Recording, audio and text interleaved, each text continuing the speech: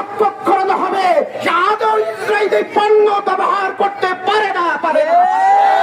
الحمد لله وحده والصلاة والسلام على من لا نبي بعده. فأعوذ بالله من الشيطان الرجيم. بسم الله الرحمن الرحيم. لتجدن أشد الناس عداوة للذين آمنوا اليهود والذين أشركوا.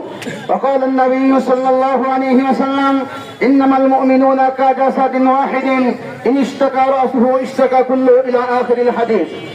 সংগ্রামী তাওহীদি জনতা, কোন ভাষায় আলোচনা শুরু করব ভাষা ভুলে গেছি। আজকে ইসরায়েল আমার মুসলমানদের ভাই বোন মাসুম বাচ্চাদের উপর যে আঘাত করেছে, এই আঘাতের কারণে কোন মুসলমানের হৃদয় যদি রক্তক্ষরণ না হয়, সে মুসলমান হতে পারে না। কোন মুসলমানের হৃদয় রক্তক্ষরণ যদি না হয়, সে মুসলমান হতে পারে না। মুনাফিক যার অন্তরে রক্তক্ষরণ হবে, সে আদৌ ইসরায়েলি পণ্য ব্যবহার করতে পারে না। আমি বেশি কথা বলবো না। আমাদের মুনির ভাই যে 4টি প্রস্তাব পেশ করেছেন, এই 4টি প্রস্তাব পূরণ হতে বাস্তবায়িত হবে ইনশাআল্লাহ।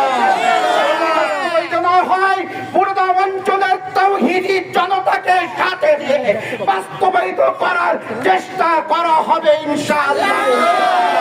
আমরা ঈমান নিয়ে মরতে চাই, ঈমান নিয়ে বাঁচতে চাই, ঈমান হাতছাড়া করতে চাই না। আমাদের কল্লা যাই যাক, আমাদের ঈমান আমরা ছাড়তে আদৌ প্রস্তুত নয়। কি বলেন ঠিক না? যদি জিহাদের ডাক এসে যায়, আমরা কারা কারা জিহাদের জন্য প্রস্তুত আছি?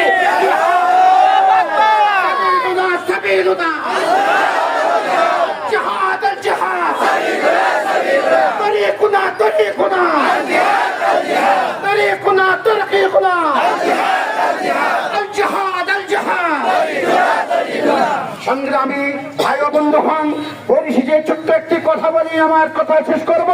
সেটা হলো এই, আমরা যেহেতু মুসলমান ঈমানের দাবিদার, আমরা যে সমস্ত দোকানদার ভাইয়েরা ইসরায়েলি পণ্য আমরা বিক্রি করছি, যা কিনে ফেলেছি শেষ করে ফেলি। এরপরে আর আমরা ইনশাআল্লাহ পুরাদা অঞ্চলে ইসরায়েলি পণ্য বহনকারী কোন গাড়ি ঢুকতে দেওয়া হবে না ইনশাআল্লাহ। তাওহীদি জনতাকে সাথে করে নিয়ে যেখানেই ঢুকতে যাবে সেখানেই বাধা দেওয়া হবে। প্রস্তুত আছেন তো নাকি? আর কথা বলবো না। ইনশাআল্লাহ আবারও দেখা হবে রাজপথে, কথা হবে স্লোগানে ইনশাআল্লাহ। আবারও দেখা হবে রাজপথে, আবারও কথা হবে স্লোগানে ইনশাআল্লাহ। আর কথা নয়, এই মুহূর্তে আমাদের সকলেরই, এ পর্যায়ে আমাদের সকলেরই মুরব্বী, আমাদের সকলেরই শ্রদ্ধাভাজন ব্যক্তিত্ব, আমাদের সকলেরই পরিচিত মুখ জনাব হযরত মাওলানা ইব্রাহিম হোসেন কাসেমী সাহেব হুজুর সংক্ষিপ্ত আলোচনা করবেন এবং দোয়া পরিচালনা করবেন। হযরতকে আমি দোয়া পরিচালনা করার জন্য, সংক্ষিপ্ত আলোচনা পরে দোয়া পরিচালনার জন্য বিনীতভাবে আবেদন করছি।